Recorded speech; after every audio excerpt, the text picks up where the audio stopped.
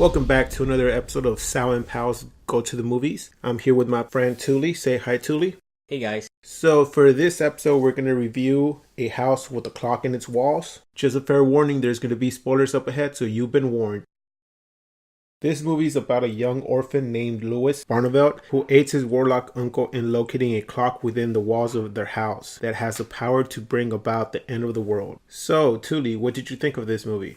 I thought the movie was okay. Nothing too special. To be quite honest, when I saw the trailer for this film, I just thought it was going to be like another Goosebump, which ironically Jack Black was also in the Goosebump movie. If you guys are familiar with the R.L. Stein's series of books, they made a movie about Goosebumps was made to capture a lot of the mysterious figures throughout some of the books. So just seeing the trailer and stuff, I thought this was just going to be another Goosebump movie, and it was in some retrospect, but I think because the director, Eli Roth, who is pretty known for some of his more notable works, I think you mentioned like Death Wish. He also did like Hostile, or is it Cabin Fever as well. So it was kind of strange to see him direct a film like this that was sort of made to be family oriented, but at times I feel like it was a little on the extreme side if you were to like bring like a 5-year-old to go watch this film or something like that. Some of the scenes were intense or more intense. There were like jump scares or just some of the sceneries with like dolls and stuff. I think you might not want to bring your kid to at the same time. I found that a little questionable. Like I felt a little confused as to who the intended audience of this movie was for, because again, with the direction with Eli Roth in this and the more serious tone that he brought to this film itself, I mean, I liked it. I didn't mind that it turned a little into like some sort of jump scare type of film as well, because I didn't expect a film like this to have this type of like a serious undertone. Mm-hmm. Like I said, I thought it was just gonna be another like Goosebump movie. I like that change of pace. But other than that, the only high note I could speak of this film is the acting relationship between Jack Black and Cate Blanchett. I mean, being, veterans, actors and actresses themselves, they have like a very good chemistry on screen whenever they had, scenes together. And in a lot of ways, I feel like they stole the highlight of the film away from the main character, which was the kid himself, who I didn't feel like he gave like a really good performance, but granted, he's still a kid, so his experience in acting probably wasn't on par with Jack Black and Cate Blanchett. But yeah, I think Jack Black and Cate Blanchett were like to me the stars of the film. I have to give it to Jack Black too. Whenever I think of Jack Black, I always think of films in which he plays very comedic characters, which he still does in this film to some retrospect. But I feel like over the years, he has developed ways to kind of tone it down, like when he needs it to, mm-hmm. and only bring about the comedic aspect when he needs to kind of make things either less serious or just to break the ice for a bit or something like that. But I have to commend Jack Black for that too. In terms of like the book, because I know there's this movie was based off a book. I didn't read the book, but just judging the movie by itself, I feel like at certain times things feel a little rushed, which is understandably so if it was based off a book, because there's only so much that you can fit within a movie, particularly if everything is self-contained, this movie alone, which it did. So yeah, I feel like certain parts were kind of rushed. So that's never a good thing for a film to kind of get its audience like motivated to know why things happened in the way it happened. So here's the question for you, Touly. Yeah. You said that the movie felt rushed. So would you be happier if this movie was split into two parts? Maybe like halfway through the movie, there's a cliffhanger, maybe like end the movie there. It's a 2-part movie. Yes and no. I always feel like if the movie was done right, then even if they didn't like capture every single moment that happened in the book, mm-hmm. It should have still left me with a better impression of the film. And because, like I said, because I didn't read the book, I don't know how much more they could have fit in, like if they were to break it apart into like another film. That's kind of where I'm coming from. It's kind of like, I mean, this movie sort of gave me that vibe of the whole Harry Potter stuff too, because it dealt with magic and warlocks and stuff. And Harry Potter, because I read the books, I felt it definitely needed to be broken apart. But because of me never having read this book, I don't know how much more content they would have fit that would have made me feel better about this film otherwise. In general, I always feel like if it was just based off like a single book, I feel like it should be able to be self-contained in this single movie itself. Yeah, I mean, I kind of felt the same way you did. I mean, it gave me a Goosebump vibe. It gave me the Harry Potter vibe. The thing, like you said, who stole the movie was Jack Black and Kate. The thing is, for the kid, not to be judgy on him, but his acting was not that good. I mean, the bully did a better job of taking the scene from the kids. So when that happens, I'm like, you got to understand that, like, okay, you have to step up your game. The character, it needed to be awkward, a loner, and stuff like that. He didn't. He played it, but he didn't convince me of that. In a sense, like, he wasn't really there in the acting. Overall, the movie for me, what stole the whole movie was the special effects, the house itself, what's inside, everything. You were looking at the scene. Jack Black was there acting and everything, but at the same time, you wanted to pay attention to every single thing around the house, all the books, everything that was inside the house. So to me, the movie, what I really wanted was a little bit more details to the characters, instead of just like saying like, oh yeah, the old the last owner of the house, he died and he's not here or whatever.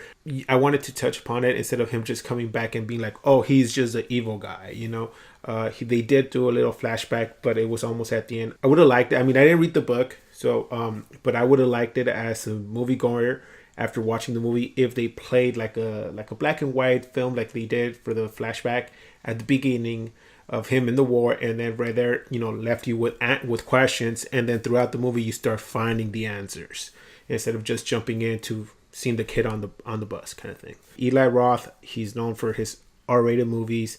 And when I heard he was going to do this movie, which was, like you said, seemed like a family-oriented movie, but I think it was more like for teenagers it was the next step above Goosebump books kind of thing. Like, it was more like bridging Goosebumps towards Harry Potter. It was more danger lurking around the corners and stuff like that. So, but still, what it really lacked to me was more of the fundamental story behind it. Like I said, I didn't read the book, so I really don't know. Like you said, we don't know what is missing from the books, or if this is everything that's in the book. I mean, you hit some of the points too, where you said how they talked about the antagonist of the film. Yeah, I definitely feel like they should have introduced his backstory early on into the film, so you kind of knew where the film was heading, rather than everything being thrown at you towards the end. If they're going to use that tactic, then they could pretty much, use any motive that the antagonist would have had to kind of convince you otherwise why he was doing, or why he did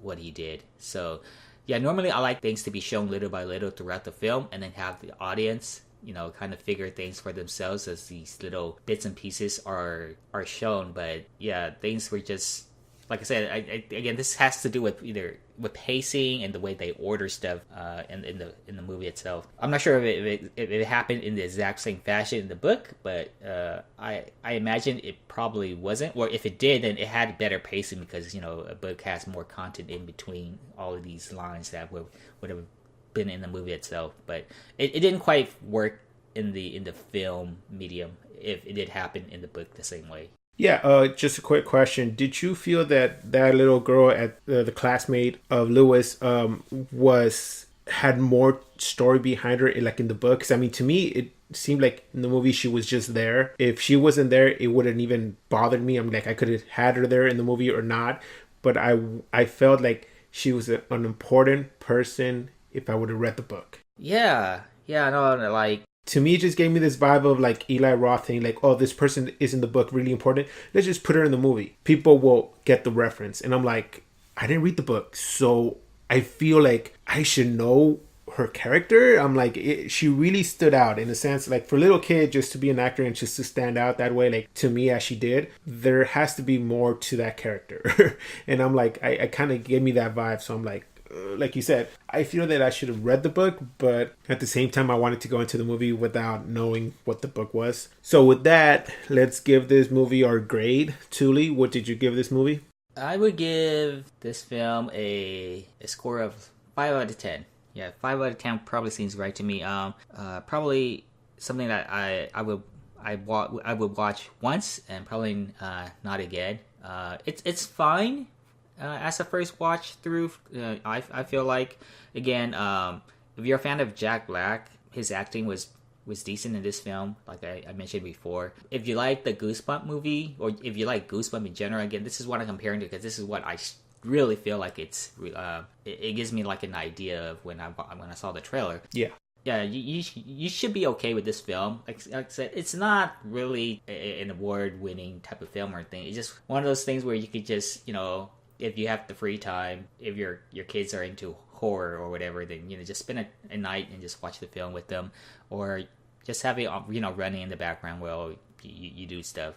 But other than that, its plot and the way it carried itself, it wasn't like too high, nor was it too low. It was like, it was okay. What I recommended, yeah, I would recommend it, and just check it out. Like you said, it had enough mystery in the film to kind of make you want to know what happened, but it just like the end didn't really justify the means. I guess that's how I would put it. Yeah. Well, I mean, I agree with your grade and some of the points that you gave it. This movie is a movie that I would just basically, if I was babysitting for Halloween my nephews and nieces, I would just put it on for them. It's like a little scary movie they can see but not have nightmares, and it's like a good Halloween vibe, especially with the pumpkins and everything. But for us to sit down and for me to take it seriously, it's not that kind of movie. So my grade is a 6 out of 10. I'm giving it also like your 5, but adding a point for this is a good movie to show kids, my nephews, my cousins, or stuff like that. So I guess with that, we can wrap this movie up. So that does it for this review of A House with a Clock in Its Walls. Please join us next time when we review Venom. Social media is down in the description, and hit us up if you have any questions. And remember, keep watching movies.